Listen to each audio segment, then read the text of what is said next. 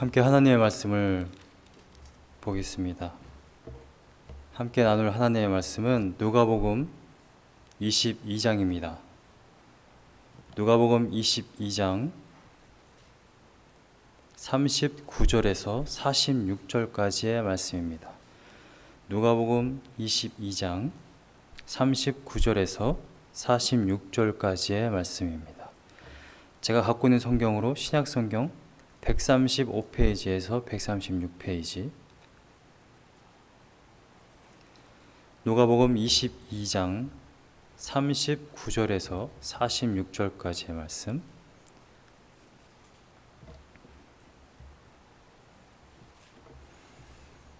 제가 봉독하겠습니다.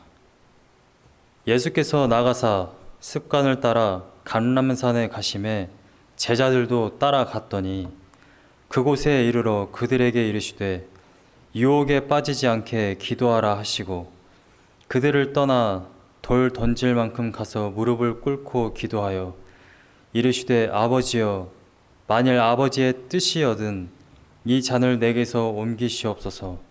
그러나 내 원대로 마시옵고 아버지의 원대로 되기를 원하나이다 하시니 천사가 하늘로부터 예수께 나타나 힘을 더하더라.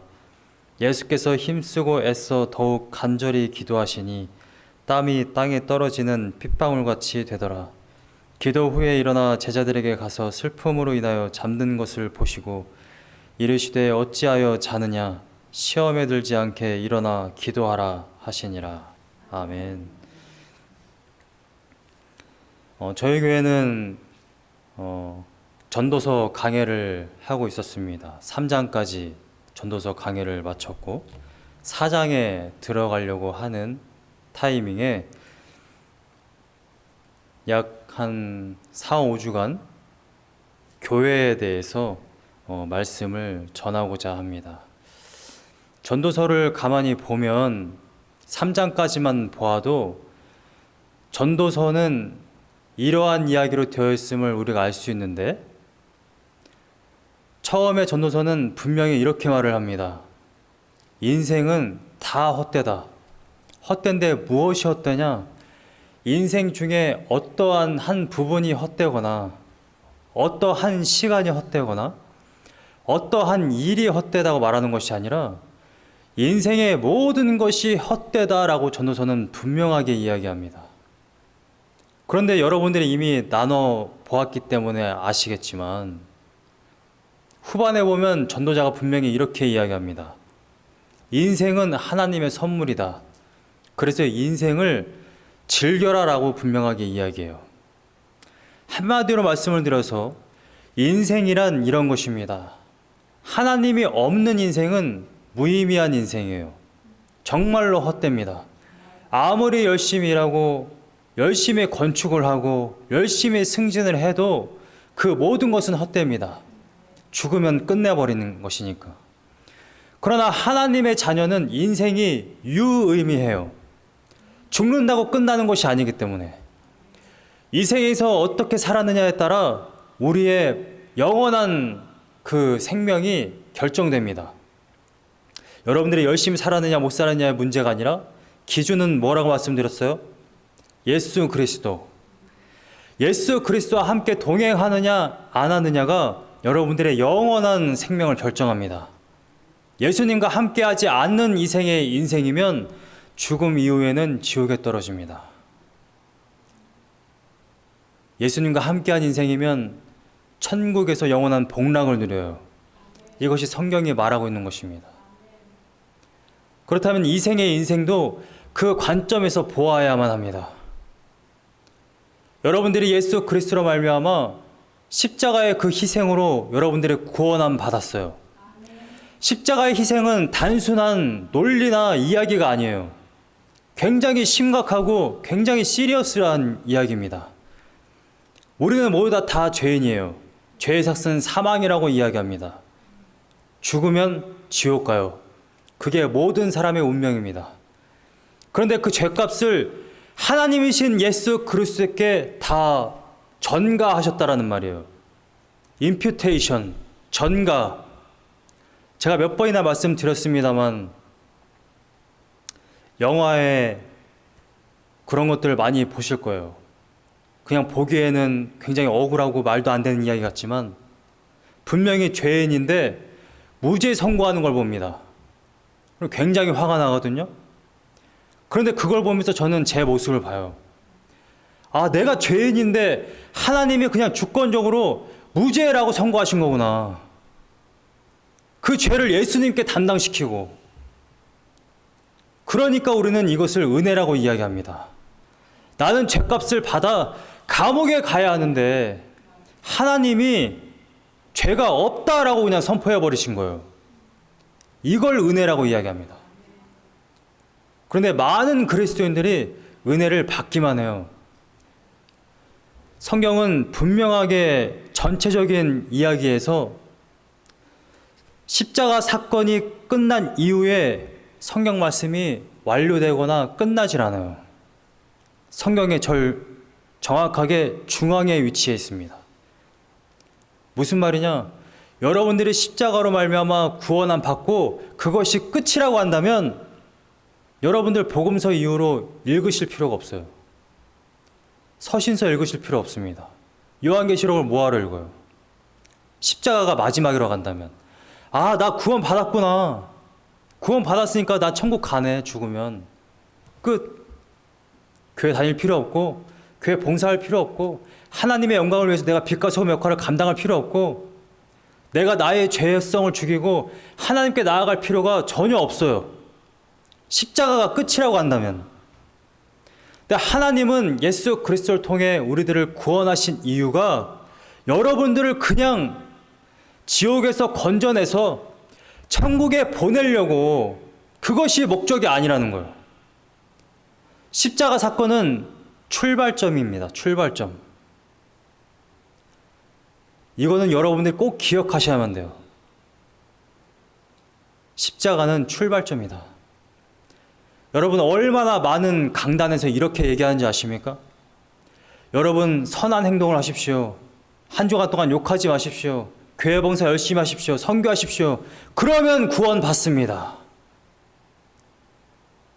그분들이 직접적으로 그렇게 얘기하지 않더라도 대부분 그렇게 설교해요. 여러분, 구원은 완료가 아닙니다. 구원의 사건은 출발점이에요. 여러분들이 아무리 봉사를 열심히 하고 아무리 단기 선교를 나가고 11조를 드리고 교회 화장실 청소를 하고 새벽과 밤에 열심히 기도를 해도 하나님이 여러분들을 구원하시지 않으면 여러분들은 받을 수가 없어요. 여러분들이 하나님께로 가는 게 아니라 하나님이 여러분들을 부르신 겁니다. 이걸 분명히 아셔야 돼요. 그럼 불러서 구원시켜서 도대체 무엇을 하려고 여러분들 구원시켰느냐? 여러분들 구원시켜서 천국으로 인도하는 것이 목적으로 간다면 여러분들이 예를 들어서 2006년 8월에 구원받았다면 그날 죽었어야죠. 죽어서 천국 갔어야죠. 도대체 왜 이 험하고 힘든 세상을 삽니까?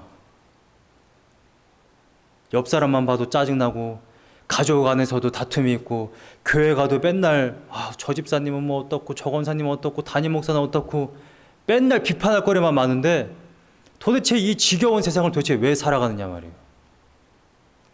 여러분들 천국 가는 게 목적이라고 한다면 여러분들 구원시키고 여러분들 부르신 목적이 있습니다.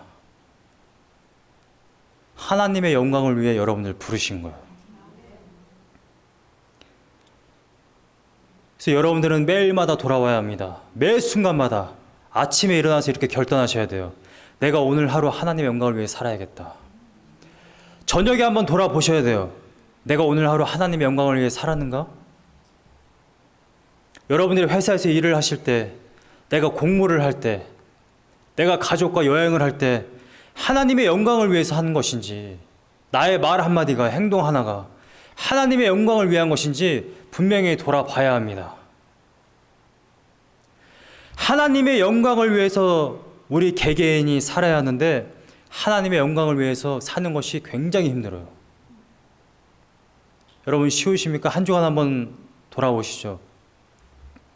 하나님의 영광을 위해 몇 시간 아니 몇 분 정도 사셨습니까? TV 뉴스를 틀면 욕이 나와요. 저절로 욕이 나옵니다. 저절로 욕이 나와. 걱정거리만 많아요. 전 세계가 다 망할 것 같아. 저 산사 때문에 무너지면 어떻게 되는 거지? 우리나라까지 다 망할 것 같은데.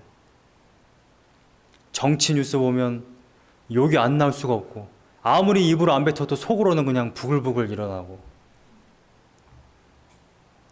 세속적인 문화, 세속적인 세상 속에서 우리가 하나님의 영광을 위해 살아간다는 것이 굉장히 힘듭니다. 여러분, 이미 벌써 몇십 년 전에 종교의 자유가 차별금지법이라든지 미국은 이미 오래전부터 종교의 자유를 더 이상 말할 수 없는 세상이 됐어요. 우리는 종교의 자유 하면 예전에 핍박당했을 당시에 우리에겐 종교의 자유가 있다, 하나님을 믿을 자유가 있다 라고 이야기했는데, 지금은 종교의 자유를 기독교인들이 얘기를 하면 다른 종교들 혐오하는 거 아니야? 더 이상 종교의 자유 없어, 너희들은 안 돼, 이미 법적으로 선포가 됐잖아요. 그래서 실제로 종교의 자유가 없어지고 있습니다.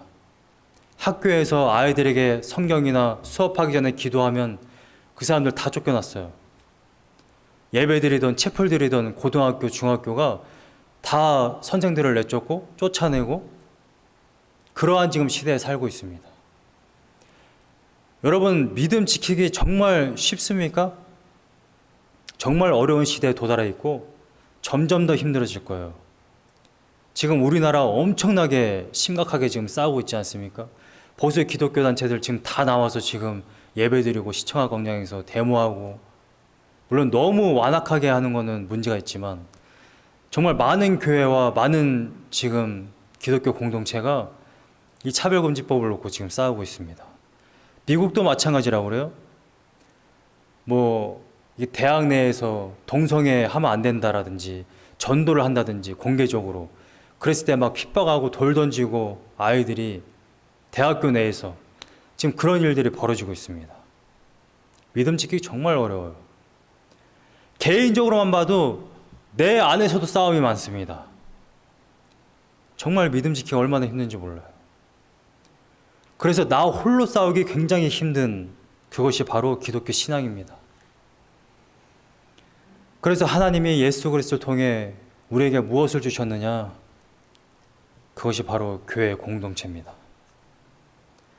아, 교회 공동체가 이래서 필요하구나라는 것을 저는 언제 절실하게 느꼈냐면 이 켄터키 미션 교회에 와서 느꼈어요. 아, 내가 어떤 성도님이 아파서 기도 제목 내놓으면 그래, 우리 교회 문은 한 200명 되는데 200명 중에 한두 번 기도하시겠지 라는 마음으로 사실 기도 제목을 내놓습니다. 근데 대부분의 우리 성도님들은 다 기도를 하시더라고요. 직접 전화하시고 구체적인 사항을 알려달라고. 이거구나. 내가 하루하루 살아가기 너무 힘들 때 내 옆에 있는 이 사정을 너무나도 잘 알고 있는 이 성도님들이 나를 위해서 기도하는구나. 이것이 얼마나 큰 힘이 되는지 몰라요. 이것을 이미 느끼신 분들은 감사하다고 헌금하시고, 감사하다고 일일이 다 전화하시고, 실제적으로 우리 교회는 이 기도의 응답을 너무나도 많이 받았고 체험을 우리가 다 하지 않았습니까? 이걸 교회라고 그럽니다. 교회. 나 혼자는 힘든데 힘든 한 사람 한 사람을 한 공동체, 한 가족으로 묶어서 우리가 믿음으로 이겨나갈 수 있게 하는 것, 그걸 교회라고 그래요. 전도서를 묵상하는 중에 그래, 인생 하나님의 영광을 위해 살아야지, 남은 인생. 근데 하나님의 영광을 위해서 사는 것이 얼마나 힘든지를 느끼게 돼요.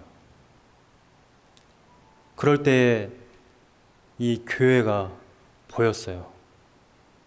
아, 교회 공동체를 주셔서 하나님의 영광을 위해 살게 하시는구나. 그래서 저는 교회 공동체를 놓고 몇 주간 함께 묵상을 나누려고 하는 것입니다. 그 첫 번째로 바로 오늘 본문이에요. 교회 공동체가 하는 것, 교회 공동체의 정체성 중에 하나는 바로 교회는 제가 방금 말씀드린 대로 기도하는 공동체라는 것입니다. 예수님도 이렇게 말씀하셨어요. 교회는 만민이 기도하는 집이다. 코로나 바이러스가 있는 중에도 몇 주 전에 코너스톤 교회에서 와서 봉사를 하셨습니다. 같이 오셨던 장로님이 그런 말씀하세요. 그분도 코너스톤 교회에 출석한 지 이제 몇 주 안 되셨는데 자기 이제 사업하고 하는데 힘들 때 기도를 해야 하는데 코로나 때문에 교회 문들을 다 닫아놨다는 거예요. 철창을 다 이렇게 쇠사슬로 다 묶고. 그래서 아니 힘들 때 교회 가서 기도를 해야 되는데 교회 문이 다 닫혀 있으니 도대체 어디 가서 기도를 하나. 물론 집에서도 할 수 있지만 우리가 성전과 또 교회 집은 또 다르거든요. 그걸 너무나도 잘 아시는 그분이 정말 힘들어서 하나님께 나와서 기도하려고 하는데 교회 문이 닫혀 있어서 너무 힘들었다. 그런 말씀을 하시는 거예요. 교회라는 것은 첫 번째로 만민이 기도하는 집입니다. 그럼 교회 공동체가 도대체 무엇을 하는 것이냐? 기도하는 공동체입니다. 이 말을 그냥 단순하게 들으시면 안 되고, 기도하는 공동체라는 것이 무슨 말이냐면 이 세상은 다 단체로 이루어져 있어요. 회사 가면 회사원, 학교 가면 학생, 동호회에 가입하면 동호회, 무슨 산악회, 무슨 뭐 자전거 동호회. 내가 좋아하는 취미로 인해서 구성된 공동체가 아니라는 것입니다. 또 내가 일을 하기 위해 공동체로 짜여진 그러한 단체가 아니라는 거예요. 군대는 무엇을 위해 있는 공동체냐? 나라를 위해 싸우기 위한 공동체예요. 회사원들은 일을 하기 위해 하나가 되어 있는 단체입니다. 동호회는 자신들이 즐거워하는 일을 하기 위해 모여진 공동체예요. 교회는 그런 곳이 아닙니다. 많은 분들이 근데 교회를 그렇게 찾아요. 내가 원하는 프로그램이 있나? 이 교회 점심밥이 맛있나? 네, 저희 교회만큼 맛있는 데는 없습니다.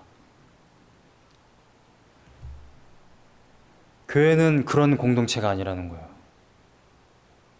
교회는 하나님께 기도하는 공동체인 줄 믿으시기 바랍니다. 교회는 기도하는 공동체. 그래서 우리는 무시로 하나님께 기도하기를 원합니다. 제가 특별히 오늘 여러분들을 다 소집해서 기도 제목을 나누게 될 텐데, 기도는 우리가 원하는 것을 기도하는 것을 기도라고 말하지 않습니다. 이건 분명히 아셔야 돼요. 많은 다른 종교들은 다 자신이 원하는 것 때문에 불상에 가서 절을 하고, 또 힌두교 같은 경우 많은 제사를 드리고, 우리나라 무속신앙도 마찬가지입니다. 귀신에게 치성을 드리고 정화에서 떠놓는 그 모든 이유가 다 자신의 이익과 목적을 위한 거예요. 내 아들 과거급제하게 해주십시오. 조선시대도 보면 다 정화수 떠놓고 기도할 때 그렇게 기도했어요. 이렇게 기도하지 않았다는 겁니다. 아, 산신령님의 뜻을 알기 원합니다. 그래서 정화수 떠놓고 기도하는 사람이 단 한 사람도 없어요. 그런데 그러한 문화와 그러한 세계관을 그대로 교회에 가지고 들고 와서 하나님께 똑같이 그렇게 기도를 해요. 하나님, 우리 교회 이렇게 해주세요. 하나님, 우리 가정 이렇게 해주세요. 하나님, 우리 아들 이렇게 승진하게 해주세요. 대학 보내주세요. 그것이 기독교가 말하는 기독교가 아닙니다. 오늘 본문을 보면 예수님이 마지막 십자가 사역을 앞두고 기도하는 장면이 나와요.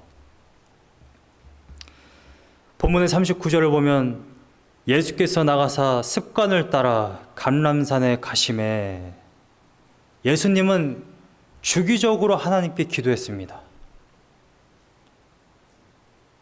우리는 어떤 특정한 때에 기도하는 습성들이 있어요. 수능이 닥쳤을 때, 내 인생에 어떠한 문제가 닥쳤을 때, 어떠한 일이 발생했을 때, 그때 하나님께 나와서 기도하는 습성들이 있는데 예수님은 그렇지 않았다라는 거예요.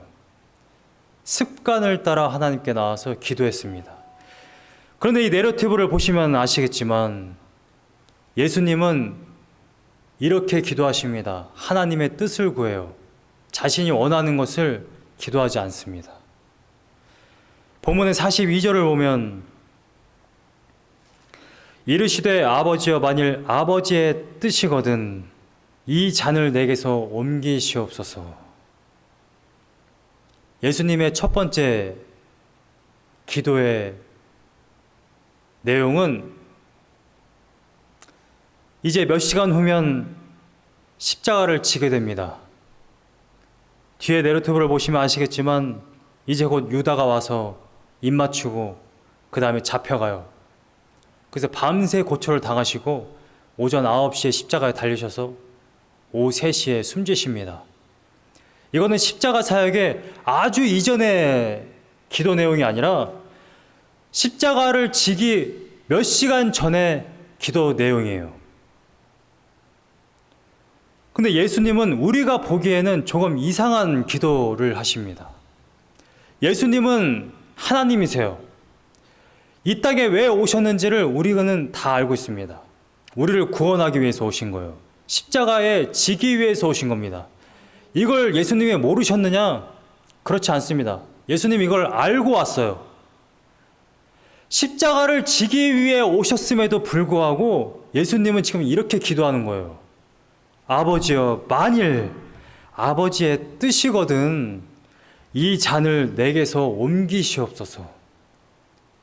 아니, 이 땅에 온 목적이 십자가를 지기 위한 건데 그 십자가를 안 지기를 원하시다니 너무 충격적이지 않습니까? 저는 이걸 읽을 때마다 충격적인데 여러분들은 다 이해가 되시나요? 예수님이신데, 하나님이신데 십자가 지기를 원치 않으세요.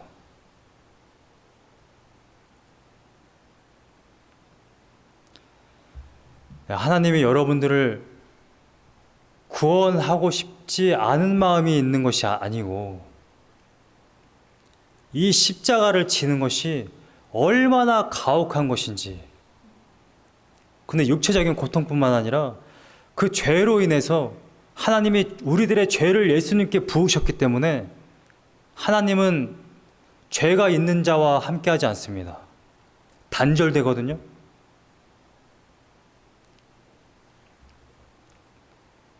하나님과의 그 단절되는 짧은 시간이긴 하지만 그 고통을 아시는 거예요. 예수님께 우리들의 죄가 전가되었을 때에 예수님은 하나님과 함께 할 수가 없어요. 죄인이기 때문에. 그래서 하나님과 단절되어 버립니다. 예수님은 지금 이렇게 기도하시는 겁니다.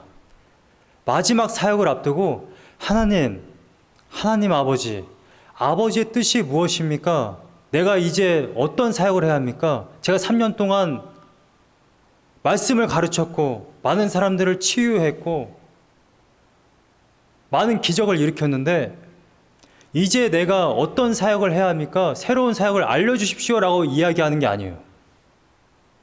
이미 알아요. 아버지여 만일 아버지의 뜻이거든. 아버지의 뜻을 압니다. 자신이 여기 왜 왔는지를 알아요. 예수님이 지금 이 기도를 한다는 것은 무엇이냐? 분명히 뻔히 알매도 불구하고 사실은 아버지의 뜻을 구할 필요가 없죠. 아버지의 뜻을 알고 있으니까. 근데 예수님은 지금 컨펌하고 있는 거예요, 아버지한테. 아버지 정말 이 길 맞습니까? 정말 십자가 외에는 다른 길이 없나요? 제가 정말 굳이 밤새 고초당하고 침뱉음 당하고 손바닥으로 맞고 주먹으로 맞고 가시면류관을 쓰고 속옷만 입고 그 멸시와 천대를 받으면서 십자가에 꼭 져야만 합니까? 이미 그걸 태초부터 알고 계시지만 지금 예수님은 아버지 하나님께 컨펌하고 있어요.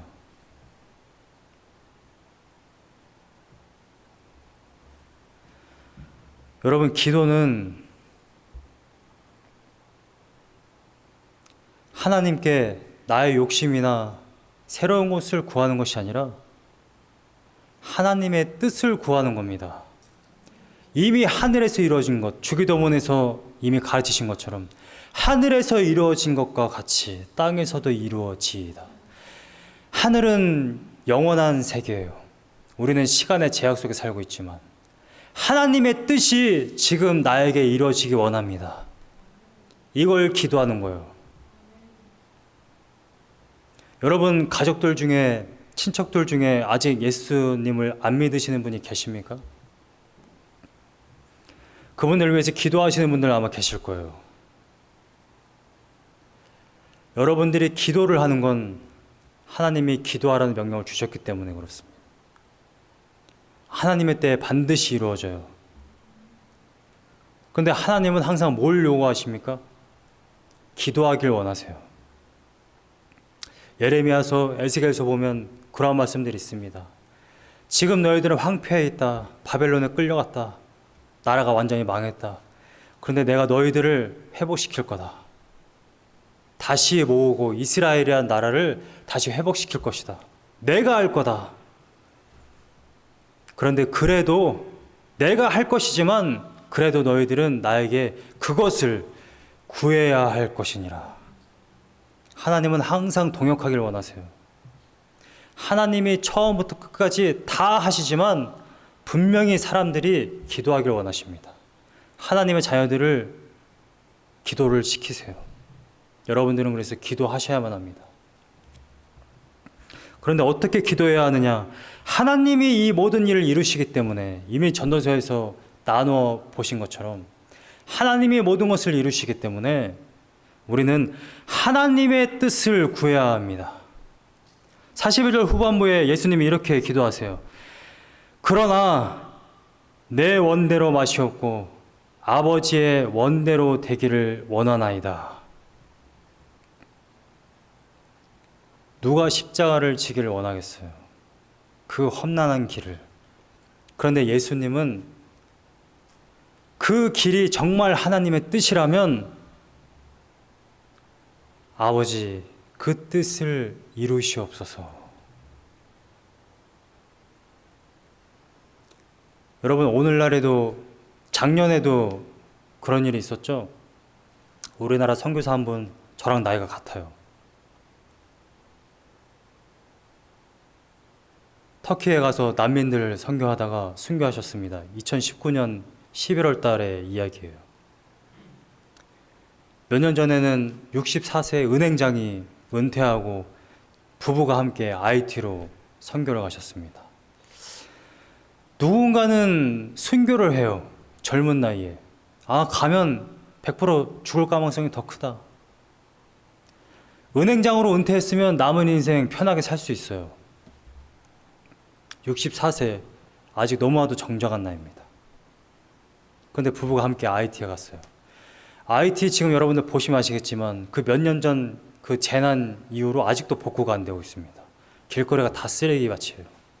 사람들은 계속해서 질병에 시달리고 있고, 은행장이면 얼마나 남은 인생을 부유하게 살 수 있는지 여러분은 아마 아실 거예요. 도대체 그곳을 왜 가느냐 말이에요. 모든 그리스도인들은 순교를 해야 된다, 선교를 해야 된다는 것이 아니라 하나님의 목적이 있습니다. 아, 이 사람은 저기 가야 돼. 그랬을 때 그 사람들은 하나님의 말씀을 왜 따르느냐? 내 인생이 나의 것이 아니고 하나님의 것이라는 것을 알기 때문에 그렇습니다. 우리가 인생을 그렇게 살아갈 수 있는 가장 밑바탕의 그 근원은 바로 기도예요, 기도. 내가 기도를 어떻게 하느냐? 아무리 우리가 그리스도인이라고 이야기하고 내가 하나님의 영광을 위해 살겠어라고 이야기를 해도 기도할 때조차 하나님의 영광을 바라지 않고 하나님의 뜻을 구하지 않고 나의 뜻을 구한다면 하나님 이것 좀 해주세요, 저것 좀 해주세요. 더 사업장 늘게 해주세요. 돈을 더 주세요. 여러분 마태복음 6장에 무엇이라고 쓰여져 있습니까? 내일 일을 염려하지 말라. 자녀에게 이것이 있어야 할 줄을 누가 아신다라고 말합니까? 아버지가 아신다라고 이야기해요. 그런데 그 내일 일, 먹을 것과 마실 것을 구하는 자들은 누구라고 이야기합니까? 이방인들이라고 이야기해요. 6장 32절에. 그래서 33절에 무엇이라고 이야기하죠? 예수님이 너희는 오직 하나님의 나라와 그의 의를 구하라. 그리하면 이 모든 것을 너희에게 더하시리라. 하나님의 자녀면 하나님 나라, 나의 아버지, 그 아버지의 뜻과 의를 구하는 것이 마땅합니다. 믿으십니까? 내가 원하는 것을 구하는 것이 아니고. 여러분 그거 해보셨습니까? 정말 내가 원하는 거를 간절하게 한번 기도해 보셨어요? 하나님의 뜻 말고 내가 원하는 것, 내가 원하는 것을 간절하게 구해도 때로 하나님이 응답하세요. 정말 신기한 일 아닙니까? 하나님의 영광이 아니라 나의 영광을 위해서 구해도 하나님의 응답을 하시더라고요. 그런데 그것이 어떻게 결과가 이어지느냐? 여러분 시편 106편을 한번 찾아보시기 바랍니다. 시편 106편 14절과 15절을 보면 이스라엘 백성들이 하나님 앞에 막 불평불만해요. 자신들이 원하는 것을 막 구합니다. 그때 하나님이 응답하시는 것을 여러분들이 보실 수가 있어요. 시편 106편 14절과 15절에 이렇게 되어 있습니다. 14절에 광야에서 욕심을 크게 내며 사막에서 하나님을 시험하였도다. 15절에 그러므로 여호와께서는 그들이 요구한 것을 그들에게 주셨을지라도 그들의 영혼은 쇠약하게 하셨도다. 민수기 11장 4절에서 이스라엘 백성들이 막 요구합니다. 만나 더 이상 못 먹겠어요. 고기 좀 주세요, 고기 좀. 그래서 고기를 어마어마하게 하늘에서 보내주시죠. 그래서 물리도록 먹지 않습니까? 근데 민수기 11장 4절에서 그렇게 요구를 했더니 33절과 34절에 이런 말씀이 있어요. 민수기 11장 33절과 34절에 33절에 보면 고기가 아직 이 사이에 있어 씹히기 전에, 아직 다 먹기도 전에 여호와께서 백성에게 대하여 진노하사 심히 큰 재앙으로 치셨으므로, 큰 재앙이 어떤 재앙인지 몰라요. 전염병인지 뭐 불뱀을 보내셨는지 뭔지 모르겠지만 34절에 그곳 이름을 기브롯 핫다와라 불렀으니 욕심을 낸 백성을 거기 장사함이었더라. 큰 재앙이 뭔지는 모르겠는데 결과는 죽음이에요. 기브롯 핫다와라는 이 히브리어는 무슨 말이냐면, 기브롯은 키케로브라는 이 히브리어인데 이건 무덤입니다. 무덤이란 뜻이고, 핫다와라는 탐욕이에요. 탐욕, 욕심, 탐심의 무덤. 이스라엘 백성들이 열심히 하나님께 구했어요. 자신들의 탐욕을 구했습니다. 그래서 이 사람들이 죽었어요. 그 자리에서. 그래서 그 장소를 기념했습니다. 그래서 그 장소의 이름이 기브롯 핫다아와입니다. 결과가 이렇게 돼요. 시편 방금 읽은 106편 15절에 그러므로 여호와께서는 그들이 요구한 것을 그들에게 주셨을지라도 그들의 영혼은 쇠약하게 하셨도다. 이 영어 번역본들은 다 disease라고 해놨더라고요. 질병이라고. 근데 이 재앙은 죽음입니다. 죽음. 그들이 원하는 요구를 하나님이 들어주셨어요. 그런데 결과는 죽음입니다. 왜냐하면 이건 하나님의 뜻이 아니었거든요. 그런데 가만히 보니까 민수기 11장 4절에 보면 이렇게 되어 있습니다. 이걸 누가 지금 하나님께 불평불만하며 하나님께 요구했느냐? 11장 4절에 보면 그들 중에, 이스라엘 백성들 중에 섞여 사는 다른 인종들이 탐욕을 품음에 라고 되어 있습니다. 개역개정은 다른 인종들이라고 되어 있는데 다른 번역본들은 그냥 다른 무리라고 되어 있어요.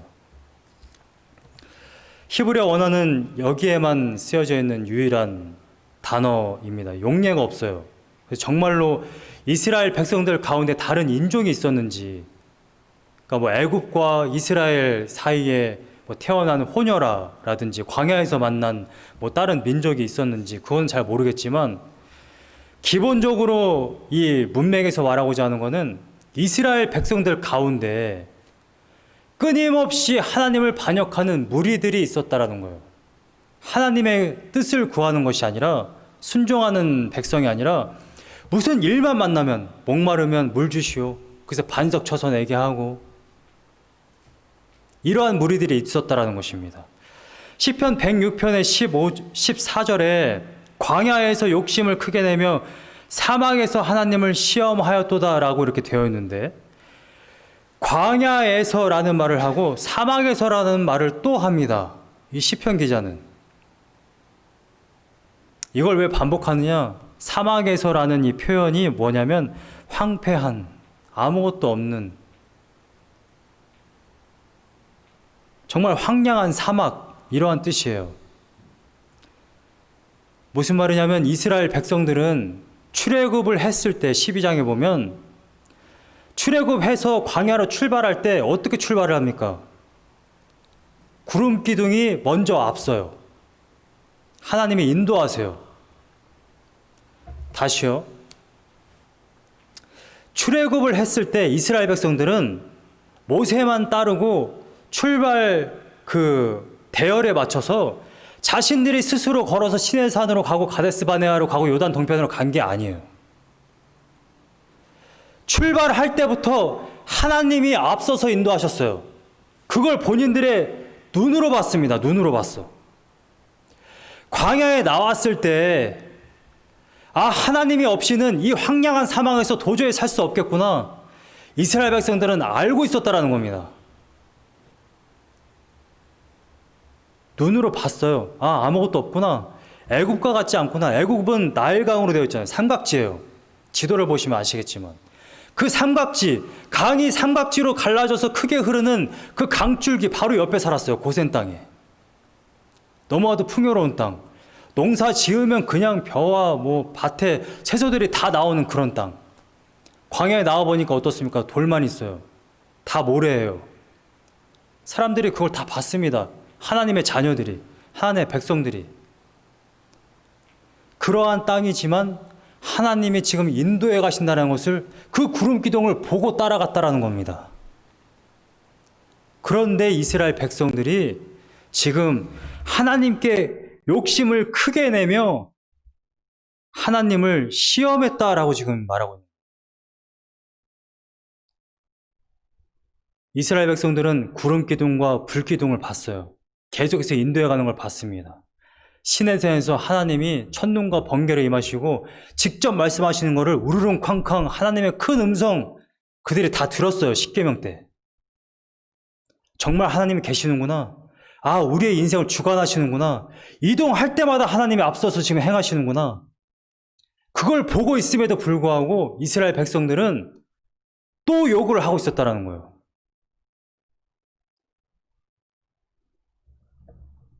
여러분, 우리들 인생 가운데 내 안에 성령님 계시고 내 인생을 주관하시고 과거에도 그러셨고 지금도 앞서서 행하고 계시는구나라는 것을 우리는 알아요. 아는데 거기에 더 요구합니다. 하나님, 우리 그리스도인이잖아요. 다른 사람들보다 부자 되게 해주세요. 그래야 하나님 영광 받으시지 않겠습니까? 우리는 핑계가 너무 좋아요. 가난하고 축복받지 못하고 순교당하고 멸시함 받아서 죽은 사람들은 축복받은 게 아닙니까? 많은 믿음의 선배들이 다 톱날로 죽고 십자가에 거꾸로 매달려 죽고 돌 맞아 죽고 가난하게 난민 생활을 하셨는데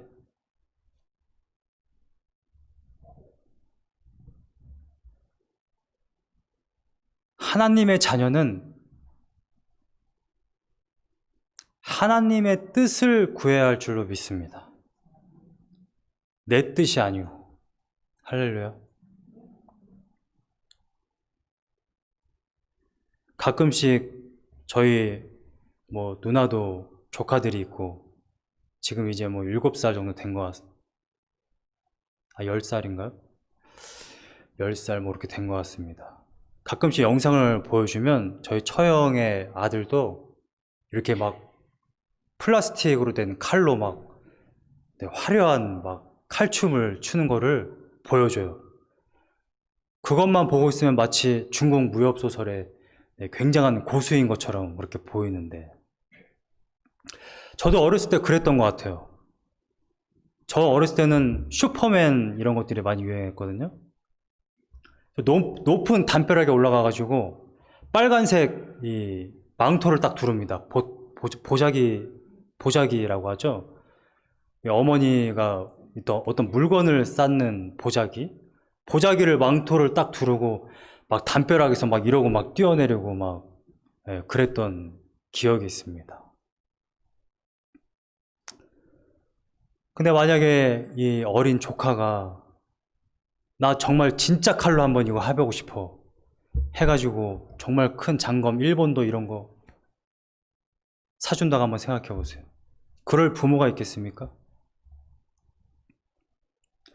고린도전서 10장 13절에 보면 하나님은 시험도 감당할 시험밖에 주시지 않는데요.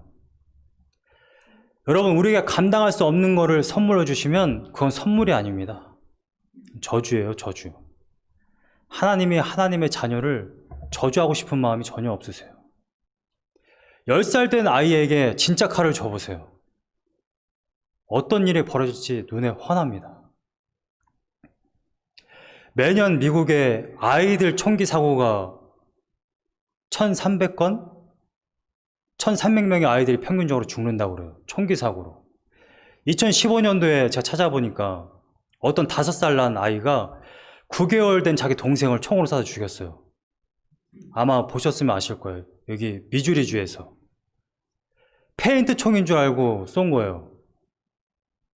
근데 그게 진짜 총이었던 거예요.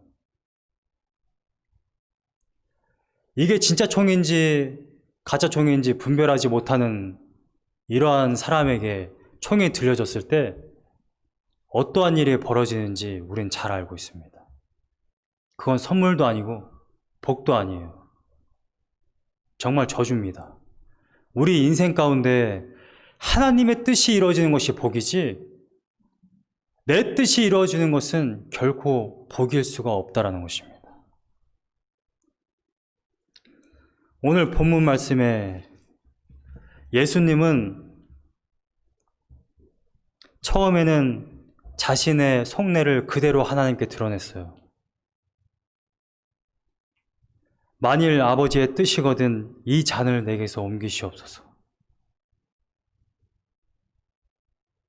그래도 예수님은 이때에도 아버지의 뜻이거든이라는 말을 붙입니다. 그리고 결국에는 이렇게 이야기해요. 이렇게 기도합니다. 그러나 내 뜻은 이 잔을 옮기는 것이지만 그러나 내 원대로 마시옵고 아버지의 원대로 되기를 원합니다. 저는 오늘 사무 처리회 때 교회의 문제를 놓고 교회 방향을 놓고 여러분들에게 기도 요청을 할 것입니다. 여러분들은 일주일간 그 누구와도 교회 문제를 놓고 의견을 나눌 수 없습니다. 담임 목사와도 말할 수 없어요. 저에게 제 의견을 묻지 마십시오. 여러분들 가족끼리도 의견을 나누지 마세요. 한 주간 동안 오직 하나님의 뜻만 구하십시오. 기도할 때에 이렇게 기도하셨으면 좋겠습니다. 여러분들이 가지고 있는 생각, 여러분들의 의견, 여러분들의 지고한 모든 생각들이 있을 것입니다. 그 모든 것들을 내려놓으세요. 그렇지 않으면 하나님의 뜻을 받기가 굉장히 어렵습니다. 교회 문제뿐만 아닙니다. 여러분들 가정 가운데 가정의 문제, 개인적인 문제, 내가 한국으로 가야 되느냐, 미국으로 가야 되느냐, 내가 A 회사로 가야 되느냐, B 회사로 가야 되느냐, 내가 이 교회로 가야 되느냐, 저 교회로 가야 되느냐, 내가 지금 금식을 해야 되느냐, 기도원에 가야 되느냐, 내가 오늘 신라면 먹을 거냐, 너구리를 먹을 거냐. 어떤 분은 정말 라면 먹는 것까지 구하신다고 그래요? 하나님의 뜻을 구하는 한 주간이 되기를 원합니다. 많은 그리스도인들이 이렇게 이야기해요. 나는 분명히 기도했는데 열심히 기도했다. 금식도 해봤고 작정기도도 해봤고 헌신도 해봤다. 근데 응답이 없더라. 하나님은 지금 여러분들이 생각하는 것조차도 들으시는 분이에요. 왜냐하면 하나님은 저기 은하계 어디인가에 계시는 것이 아니라 여러분 안에 계시거든요. 그런데 응답이 없다면 여러분들이 귀를 닫고 있는 거지 하나님의 응답을 안 하시는 게 아닙니다. 하나님의 뜻을 반드시 구하시고 하나님의 뜻을 알기 원합니다. 여러분, 하나님의 뜻을 정말로 알았을 때 때로는 하나님의 뜻이 이거군요. 정말 기쁩니다. 이런 마음이 들지 않을 수 있어요. 제가 그랬거든요. 지금 예수님도 그러십니다. 하나님의 뜻이 십자가 지는 것이라는 걸 알아요.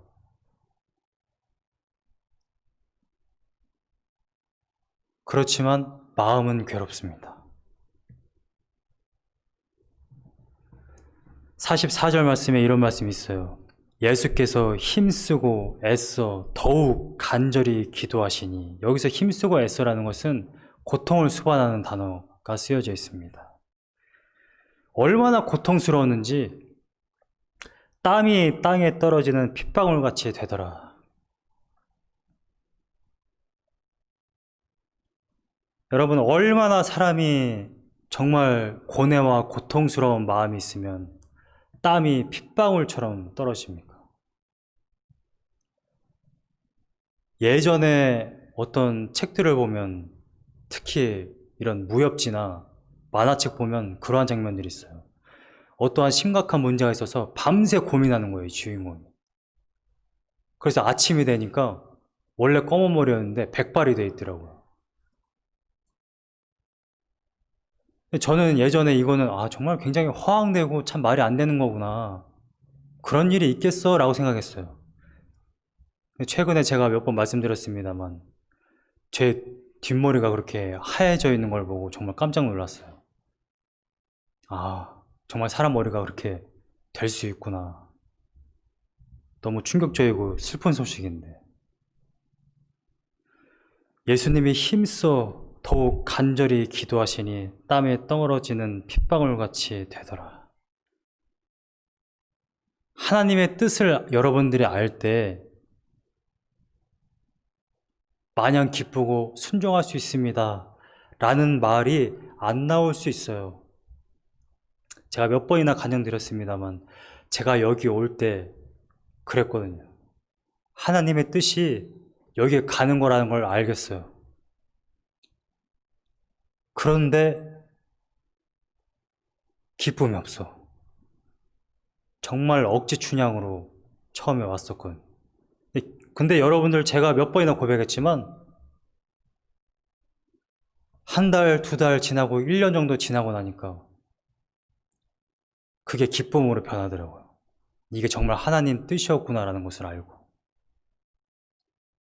결국 하나님의 뜻은 우리에게 복이 돼요. 우리를 위해서 하나님이 그렇게 행하시는 것이거든요. 여러분들 그걸 정말 신뢰하셔야 됩니다. 여러분, 하나님의 뜻이 아닌데 나의 뜻을 억지로 그렇게 가다 보면 결국에는 중간중간마다 고난을 당하고 힘들고 재앙을 만납니다. 그럴 때 우리는 무엇을 선택하느냐? 그때서 하나님께 돌아가요. 그때서 회개한단 말입니다. 얼마나 소모적인 인생입니까? 우리가 하루하루 정말 보람되게 살아서 죽음 이후에 예수님 만났을 때 정말 단 하루도 나는 후회하는 삶이 아니었습니다. 하나님 뜻대로 살았어요. 하나님의 영광을 위해 살았습니다. 라는 고백이 나오고 하나님 만났을 때, 예수님 만났을 때 부둥켜 안으려면 하나님의 뜻을 아는 것이 굉장히 중요하고 하나님의 뜻을 알았을 때 순종할 수 있는 믿음이 있어야 합니다. 순종할 수 있는 믿음이 있으려면 그것 또한 기도해야 돼요. 오늘 본문을 보면 39절에 보면 예수님이 습관을 따라 감람산에 기도하러 올라갔을 때 제자들도 따라갔습니다. 그런데 제자들은 기도하지 않았어요. 잤습니다. 잔 이유는 45절에 나와요. 기도 후에 일어나, 예수님이 기도 후에 일어나 제자들에게 가서 보니까 그들이 슬픔으로 인하여 잠든 것을 보시고. 제자들이 왜 잤다고요? 피곤해서 잔 게 아니에요. 슬픔으로 인하여 잤습니다. 제자들은 뭐가 슬펐을까요? 이미 주의 만찬 할 때, 주의 만찬 이후에 지금 감람산에 올라온 거거든요. 주의 만찬 할 때 또 그 이전에 예수님이 제자들이 이렇게 말씀하십니다. 마지막 때에 이러한 환란이 있을 거다. 너희들에게 이러한 핍박이 있을 거다. 쭉 말씀하십니다. 그것을 들은 제자들의 심정이 어떻겠냐는 거예요. 예수님이 축복을 하지 않으셨어요. 마지막 때에 이런 환란이 있을 거야. 이러한 어려움이 있을 거야. 너희들에겐 이러한 죽음이 기다리고 있어. 제자들이 얼마나 그 괴로움과 슬픔이 있었겠습니까? 제가 예전에도 한번 말씀드렸습니다만 사람들은 슬프고 괴로울 때 가장 먼저 하는 일이 그거예요. 술, 담배. 그걸로도 해결 안 되는 사람들이 마약을 하는 겁니다. 삼소 시대라는 그러한 시대가 있었어요. 삼소 시대. 아마 들어보셨을 거예요. 1997년 IMF 때예요. 다들 직장을 잃고 회사가 힘들어지고 사업이 망할 때 삼겹살에 소주 하나로 버텼던 시대. 너무 힘들지만 집에 가는 길에 삼겹살에 소주 하나 있으면 그 하루가 위로가 되는 그러한 시대가 있었어요. 여러분, 우리 인생들 가운데 또 하나님의 뜻을 알게 되면 내 인생 가운데 그래, 괴로움도 있구나. 믿음을 이렇게 지켜나가야 되는구나. 우리 교회 가운데 또 내 가정 가운데 내 개인 가운데 이러한 희생과 헌신이 필요하구나 라는 것을 알게 될 때 우리는 슬픔과 괴로움이 때로 있을 수 있다는 것입니다. 저처럼. 근데 그럴 때에 그것을 잊기 위해 이 제자들처럼 잠을 청하거나 사람들처럼 술이나 마약을 하는 것이 아니라 기도를 해야 할 줄로 믿습니다. 46절에 이르시되 어찌하여 자느냐 시험에 들지 않게 일어나 기도하라.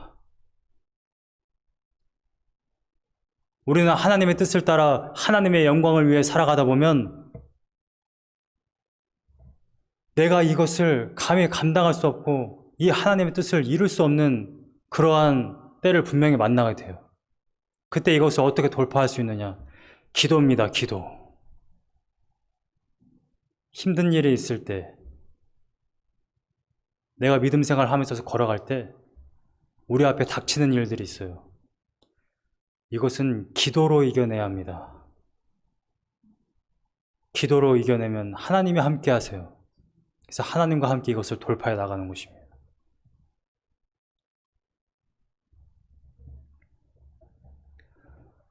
교회의 자세한 사항은 사무 처리회 때 분명하게 말씀드리겠지만, 교회의 이러한 문제들, 저러한 문제들, 담임 목사가 결정할 수 없고 여러분들이 결정하는 것도 아닙니다. 여러분들 힘으로 돌파할 수 없고 담임 목사의 힘으로 돌파할 수 없습니다. 우리 각 개인이, 우리 공동체 모두가 하나님과 함께 할 때 하나님이 함께 하시니까 하나님의 일은 하나님과 함께 그 일을 돌파해 나가는 것입니다. 지금 코로나 때문에 많은 분들이 어려워하세요. 직장을 잃으신 분, 또 직장을 찾아야 하는 분, 가정에 재산이 어려운 분, 교회 재정이 점점 어려워지는 많은 교회들, 담임 목사가 코로나로 돌아가신 교회, 성도님들이 죽어가는 교회들, 정말 힘들고 어려운 시기를 모두가 겪고 있습니다. 이 어려운 시기에 우리는 시험에 들고 낭망하고 쓰러지는 것이 아니라 하나님과 함께 기도함으로 돌파하는 귀한 은혜가 있기를 소망합니다.